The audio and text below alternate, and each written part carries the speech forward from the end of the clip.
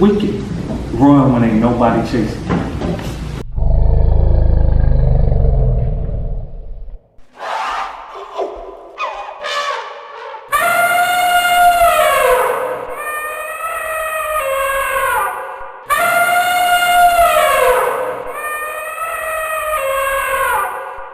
Wake your punk ass up.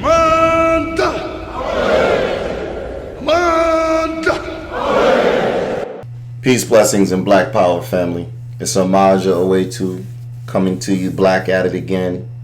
As always, you can go at this particular time, family. I went ahead and I did a visual because I did say, please rest assured, some days it's going to be visual, some days it's going to be just strictly audio. But I need the audience members, the listening audience, and I'm going to say it every time I get so you'll be aware of what to expect. I'm not going to hit you with the blind side and like, oh, I didn't know I was supposed to look at it. No, in this particular video, which I probably would do 2 or 3 of these, really don't know the number. I'm going to just try to do as many as I can do, get that information out so you can see and understand what I mean. Your mama's made you weak and your daddy's allowed it. In the video, you're going to see a young male try to step in the arena of fighting. So with a young us, we went to karate, we went boxing, physical training, weightlifting, things like that. Some of us went to football. We went certain avenues to bring out that warrior spirit, that fighting class. When we were younger men, we were younger boys. Some of us were able to come out of our shell sooner than others. Some of us, it took us a little longer. I myself, I'm a late bloomer. So when other kids got hip to the game around, let's just say 8 or 9, I really didn't get hip to the game until later. But I want to specify the game because I was doing bad things kindergarten. I was robbing, I was stealing, I was breaking into houses at a young age. But even though I was doing those things, I really wasn't hip to other things that was going on. I chose a different lane. And I remember being a young male, getting into fights, fist fights, running from bullies, the standard protocol for growing up in an inner city environment, whether it be a suburban city environment or a rural city environment to the projects or the ghetto. I want to emphasize, I never lived in a ghetto. Ghettos were pretty much taken out of the environment by the time I came around. I was born when ghettos were around, but they were also coming down. So by the time 83, 84, 85 hit, the most part, ghettos were already gone. They've already destroyed them all. And what I was hit with was public housing. So instead of it being a ghetto, it was public housing. Doesn't really matter the names you give it. The environment and the conditions of the environment remain the same. Poverty, lack of resources, lack of funds, broken hearts, broken spirits, and people wondering, how did we get here? So it doesn't really matter the terminology. I'm just emphasizing that I was pretty much a suburban type kid, but even in that suburban environment, you are always subject to whatever comes in that environment. So it took me a while to understand and how to come out of or break past a particular barrier that was a hang up for me at the time. And in this video, you're going to see a young male. This video is a video. This video is a pictorial of how you're going to see how you failed your sons and daughters, and how you failed and how your mothers and fathers failed you. I was never a proponent of allowing my children to go to another human being so that other human being can bring out of them what I should be able to bring out of them. What does that mean? If I know how to change a tire, then my sons should know how to change a tire. I should not send my son to another man to teach him how to change a tire. If I know how to ride a bicycle, then I should be able to teach my daughter how to ride a bicycle. I should not send my child to another human being to teach them how to do what I'm able to teach them. If I'm able to teach you these things, then I'm going to be your first teacher. I'm going to be your first boss if I'm able to do those things within my capability. So, when you're looking at this video, think back when you were this child's age. Think back when it was your turn to absorb these lessons. Think back when it was your son's turn to absorb these lessons. And these lessons should have been passed down via the father. First, secondary, it should have been an uncle. It should have been somebody within that bloodline, that biological bloodline. And then third, it should have been passed down via somebody of your nationality, race, or tribe. I want to specify nationality, race, or tribe. The reason it should be nationality, race, or tribe is because it's a psychological, emotional barrier. If you can remember, let's go for us 70s babies, us 60s babies, and us 50s babies. When we were coming up, we wanted to be either Muhammad Ali or Bruce Lee.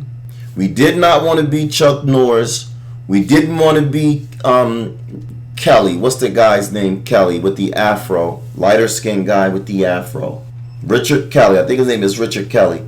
We didn't want to be Richard Kelly. We didn't want to be Jim Brown. Some of us wanted to be Jim Brown. It depends on the era. If you were the 60s baby, 50s baby, you wanted to be Jim Brown. For us, 60s and 70s, we wanted to be Muhammad Ali or Bruce Lee.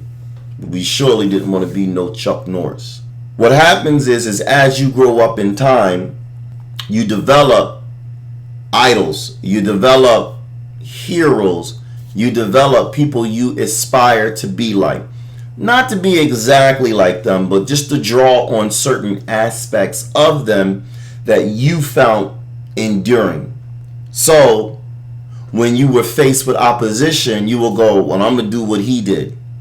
I'm not going to necessarily put a name to that statement because everybody wanted to be somebody different.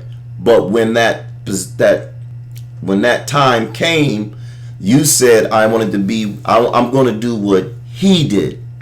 So this is why it's important that the people that teach you look like you, come from your background, and come from your tribe. This is the psychology that the slave master put on you. He made sure to get there first. Remember that. It isn't that a child doesn't remember. Anything you put in a child's head, they're going to remember it. It's not simple as that. It's who gets there first. Same thing when you go into the car dealership or you're going to the repair shop and you're trying to get a price for a repair. You may ask your niece, you may ask your nephew, you may ask your neighbor, hey man, what's the price of this? Well, what do you think the price will be if I go do this and I go do that? Whoever puts that first number in your head, you generally stick with the first number. That's your base. Then anybody after that, you'll try to go, up, or you'll go down, you'll go left, you'll go right. You'll do whatever because you're trying to get the average. But remember, whoever gets there first puts the base. That's the foundation, the base. Since I understood that, what I went after is the base.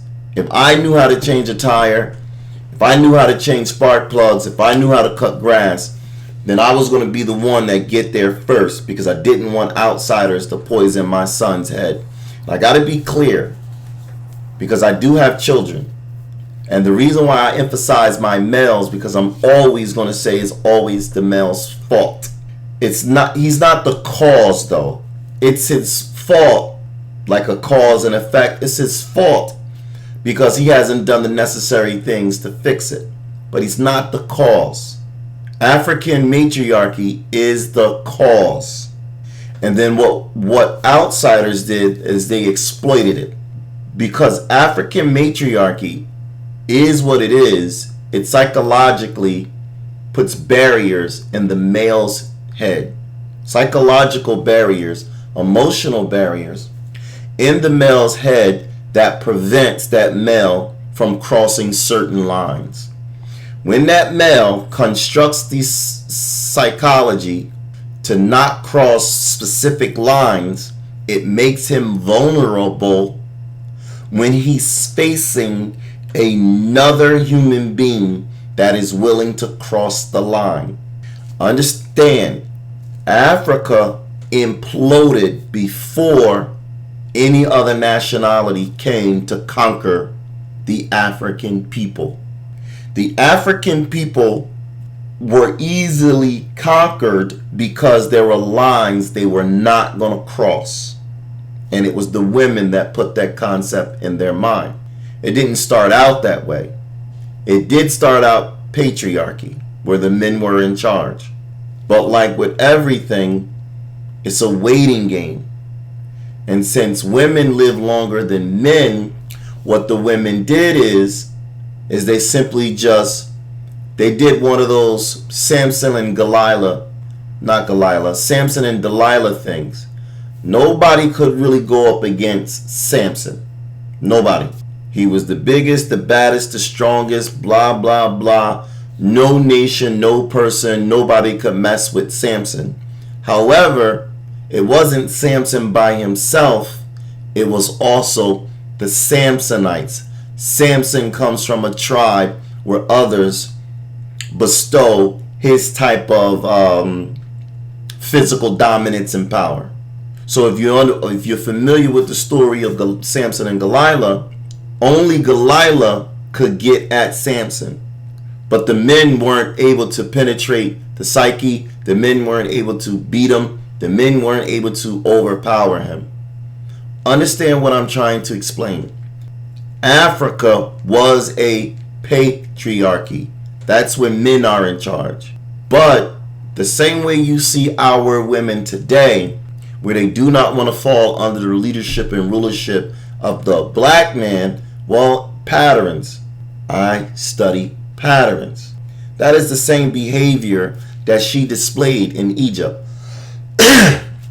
Since she displayed that behavior in Egypt, what it showed is to the other more dominant nations that we could use her to go against him. Well, how did that happen? The same way you hear men starting to speak up and say the women are off code, the women are race traitors, the women sold us out, the women are doing this, the women are doing that. The same way you hear us speaking now, well, that is the exact way it was happening back then. The women wanted sexual freedom, sexual liberation. That is what the women wanted. And the women wanted to be in control. But the women know they can't challenge us physically. So since she knows she can't challenge us physically, what she did is she paired off with the weaker male of the tribe. Everything is about numbers and time. Time is numbers. Everything is about numbers. I want you guys to go back and remember what it was like when you was going through Pee Wee League, when you was going through football or college. Take your high school football, basketball. Only your starters play the game pretty much all the time. Your second string or your B string, they're just sitting there waiting to be called as fillers.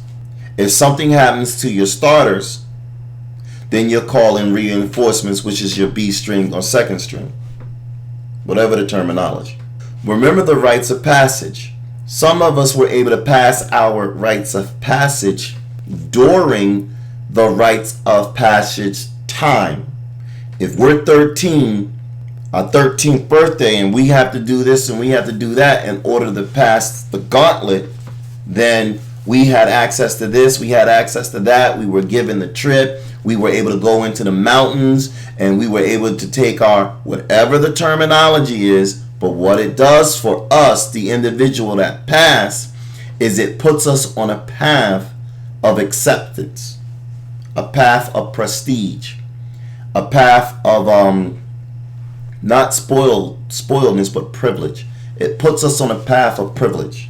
At the same time, the path isn't given to us, we're working for it. And for all those males that are 12, 13, and 14 that did not pass, those are the ones that did not get that privilege. Those are the ones that were not put on that path. They were put on those other paths, like support systems. But understand how it works. If I want that prom queen and you want that prom queen, chances are you're not going to be able to. No, chances are she's going to pick me because I've already demonstrated my capability, my possibility to be a provider. I've already demonstrated my possibility or my capability to be a leader. I've already demonstrated that by passing the rites of passage, going up in the mountain or going down into the valley or going into the wilderness, surviving, and then coming back with whatever the rule or requirement is. It's the same thing that we saw in the Coming to America with Eddie Murphy in 2021, where his son comes and he's trying to take the throne. He has to do specific things in order to prove he's capable of leading. He's not able to subdue the lion. Since he's not able to subdue the lion, he cheats, and you know the movie, but it's basically just a parable of what I'm saying. There are certain things that we had to achieve at specific ages in order to acquire a path of privilege. But we have to work for that privilege as well. Well, those males didn't measure up, but they wanted what we had. The problem is, when we roll like that as a society, that means, whatever we say go.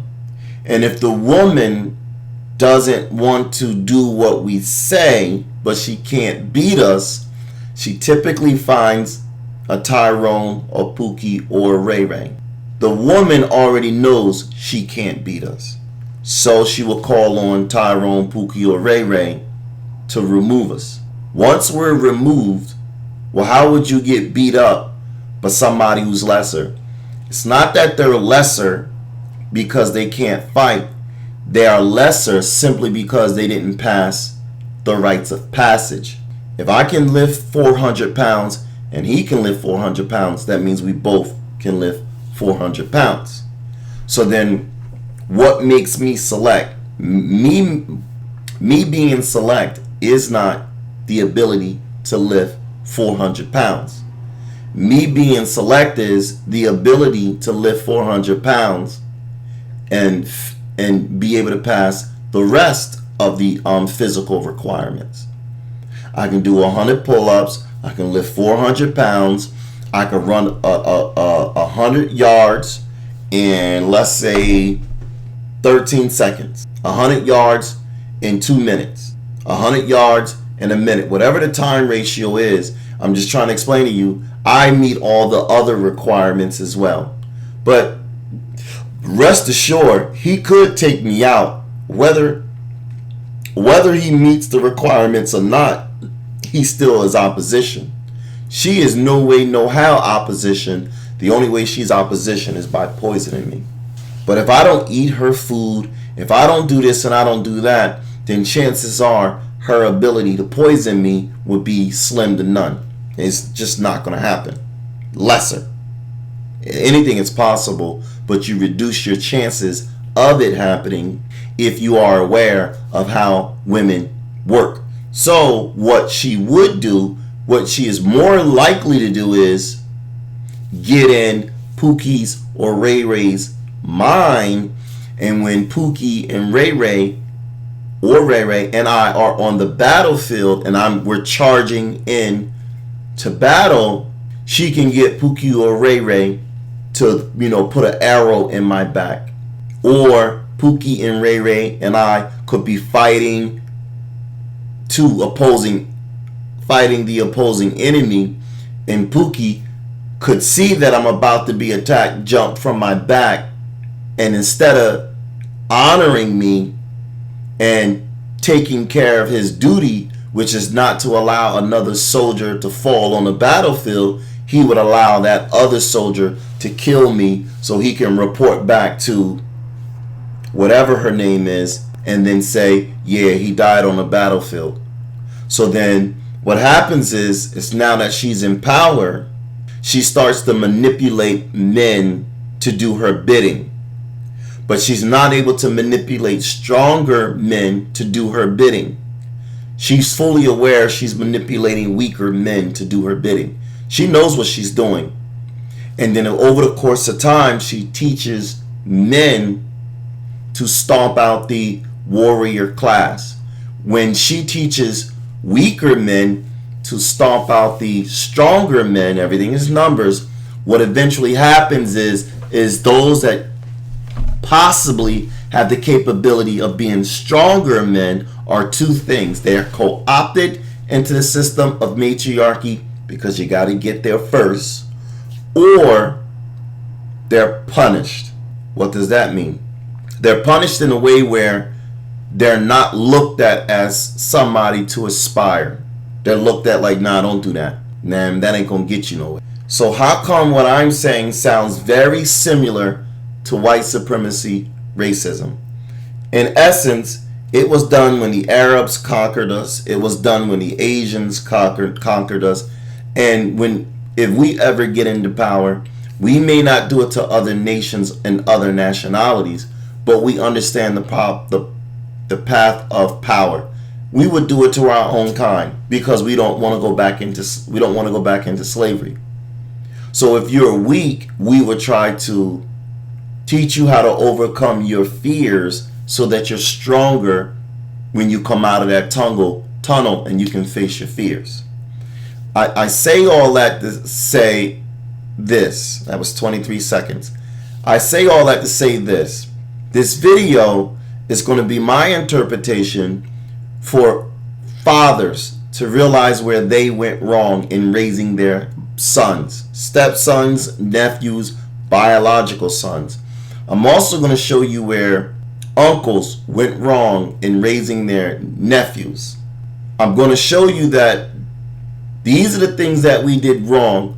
So now we have to get back control of these younger males, these 35s and under, to let them know, yeah, we did mess up. We messed up because we thought we were doing the right thing because of the way we were taught. Not only were we taught this way because of African matriarchy, white supremacy racism, the terrorist groups, they reinstilled the same mindset, patterns. And at the end of it all, it keeps us enslaved, physically and mentally. Roll the tape. You gotta practice being bold. You understand? Yes, sir. So now grab me with assertiveness. That's not hard. Grab me like you mean. There you go. Go back. Grab me again. Go. Come on. That's not strong enough. Grab me. Good. Go back. Come on. Smack. Harder. Good. Go back. One more time. Hit me hard. Come on. Good. Come on. Good. Good. One more time. There we go. Come on. Hit me hard. Come on. Work through your fear. Good. Come on. Go back. Chest to chest. Good. Harder. Harder. Good. Come on. Go. Come on. Harder. Harder. Let's go. Good. Come on. Come on. Get over that fear. Good. There you go, baby. Come on. Let's go. Work through it. There you go. One more time. Chest go harder. Good. Good. You got to get over that. You hear me? What is your fear now? Look at me. Look at me. I'm trying to figure this out. Look at me. What's your fear? What's your fear? What you say, son? I don't understand. What do you mean doing it harder? Oh, doing it more assertive, hitting me harder? That's what you mean? Yeah. All right, good. Listen, I just have to work on you understanding the difference when you're supposed to be assertive and when you're supposed to be peaceful. Okay, you got a real kind spirit. Look at me. But the enemy will use that against you. You understand? Yes, sir. If you do not know how to turn on the lion when the lion needs to come out, you will lose in here and in life. So if I'm welcoming the lion, I want you to bring the lion out. Unfortunately, too many of us as Christians have been taught that it's wrong to be angry. And the Bible says, be angry, but don't sin. You ready to bring out the lion? Yes, sir. All right, let's go. Come around, hug me, embrace, and grab me. Smack me on my back all again. Good. Embrace it. Let's go. Go. Yeah, come on, Zeus. Good. Yell coming to me. Let's go. Come on. One more time. Yell right now and come to me yelling. Go. Good. There you go, baby. Ain't nothing, you ain't hurting me. Let's go. Go. Good. It's okay. It's okay. Come on. So come on. Good. Listen. It's okay. It's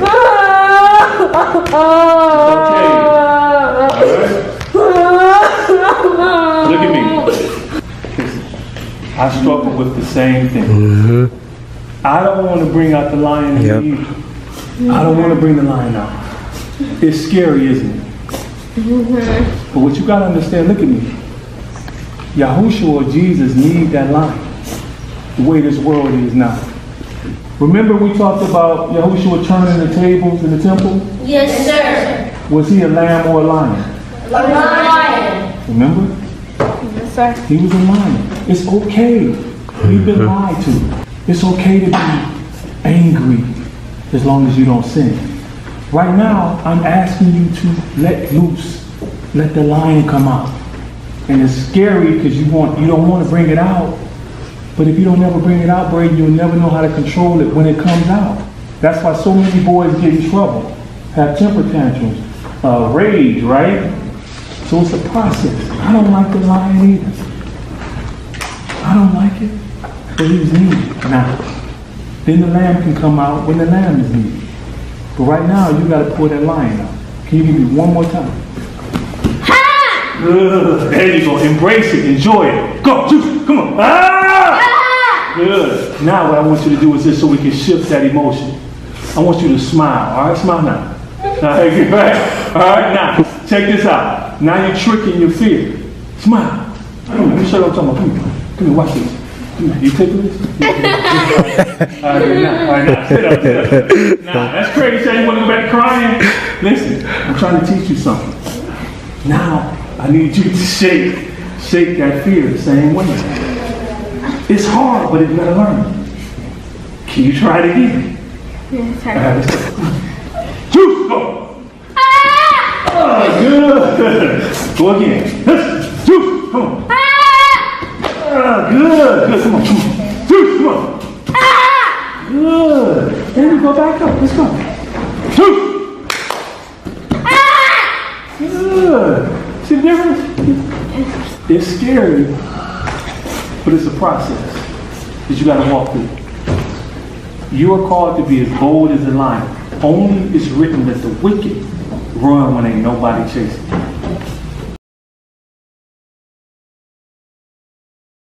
Well, remember the part where the young male gave out that last wail of a cry? Well, what I'm saying to you all is that is exactly what the young male needed.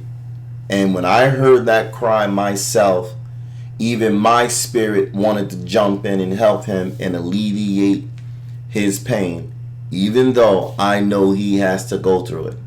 But when I see those young males break through that particular barrier, it's not a feeling of pain on my behalf. It's a feeling of pride. Like, that's it. That's exactly it. That's that point in your life right now where you need to dominate, conquer, and overcome. That's it. And my job is to make sure that that young male or young female child understands that that feeling is coming back. Don't ask me when. Don't ask me what day. Don't ask me what time of the year. But it's coming back. And that feeling is coming back soon and very soon. And I need you to be prepared for when that feeling comes back. And I also need you to be prepared so when that feeling comes back, no matter what puts that feeling there, you handle it correctly. So what happens is When it's the rest of us, when that feeling comes about, we're handling it wrong. This is why you got Joe Biden in office. You boomers and you first round draft pick Generation Xers, you guys experience that feeling on a day-to-day basis. A coward dies, 1,000 deaths. You guys experience that feeling a lot. This is why you ended up on drugs. That's why you ended up on alcohol, because you experienced that feeling a lot and you have not learned how to overcome it. And it's my job to do these videos to explain to people this is where we went wrong. This is the fork in the road, and you keep doing it. Why? Because you adults, you are feeling that feeling that baby felt. And when it's your turn, you're scared. And when it's your turn, you feel abandoned. And when it's your turn, you just don't want to make the wrong choice. You want that feeling to go. And like that man said, you see that feeling? The enemy will use that against you. And the enemy has been using that against the African people, the indigenous people, the Native Americans, the black folks of this planet ever since they came in contact with us.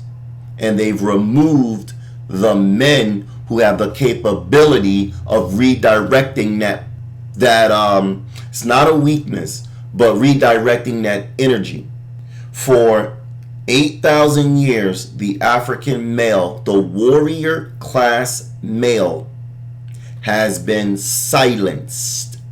And when we spoke up against it in Africa, Kush, Kemet, it was the women that silenced it. The women silenced it because it interferes with their power, which is the power to be a hoe.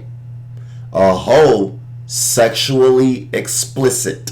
So when the outsiders come in, when other nations come around us, they're looking at us as weak. Black men are weak. You're weak because your mamas made you weak and your daddies allowed it.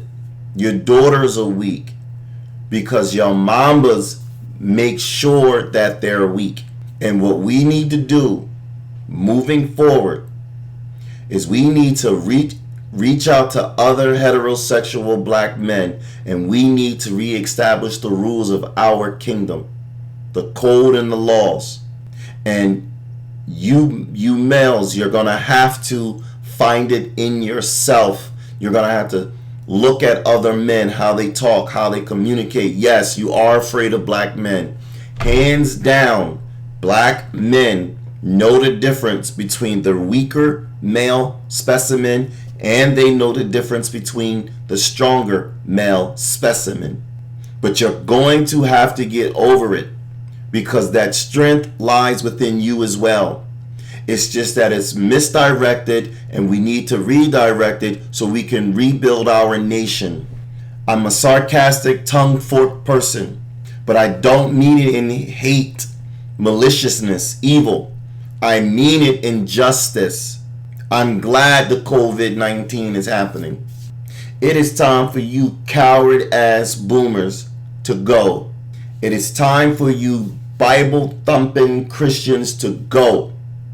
It is time for you simps, suckers to go.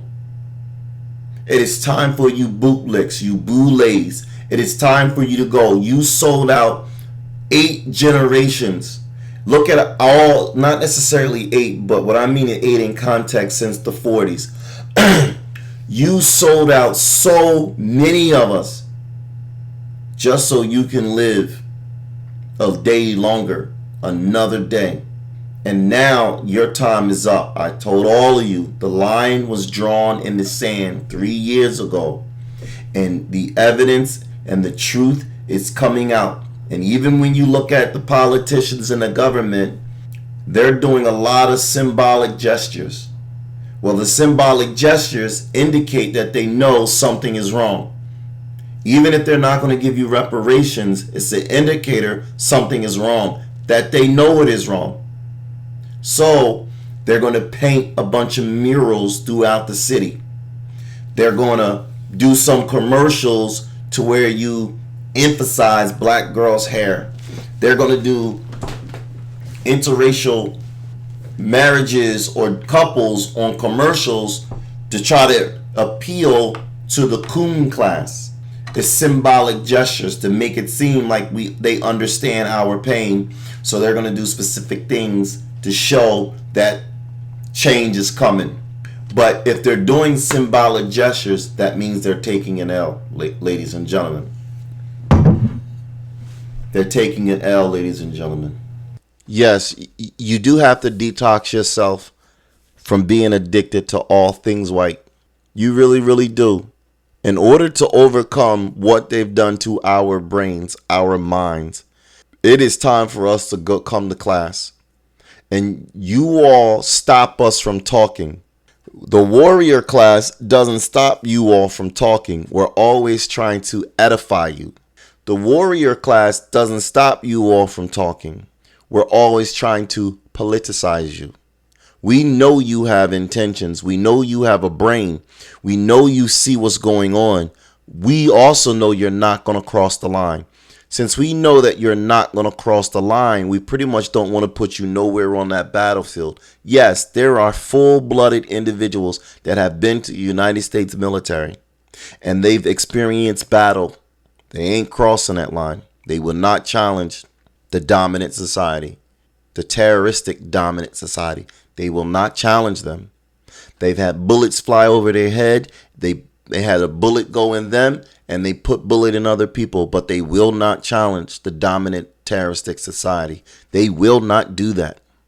And it's okay. It's okay. It's not the end of the world.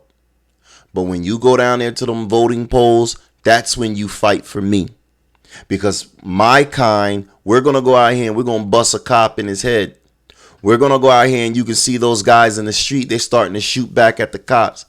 Those guys are going to put in the real work. For you guys that are afraid to cross that line, be afraid to cross that line. But let us know you are afraid to cross that line. Talk to us. We're not going to abandon you. We would just want you to get down there and do the right thing. When it's time to vote for your local city council, stop voting for black and brown coalitions. There is no such thing as a black-brown coalition. You are now seeing that thing that's happening in Haiti. They are sending Haitians back. You do not see Mexicans say, hey, let them over. You do not see Puerto Ricans say, hey, let them over. You do not see Arabs say, hey, let them over. You don't see nobody running down there to help them. And black Americans should not help them either. Everybody has turned their back on the black American. That is every nationality. And it is time that the black Americans, the foundational black Americans, to stand up and put in the work. We must do what we're supposed to do. Warrior class, Zoo, rise up. Warrior class, Zoo, show up. Warrior class, Zoo, speak up. Warrior class, Zoo, smoke them out. Black power.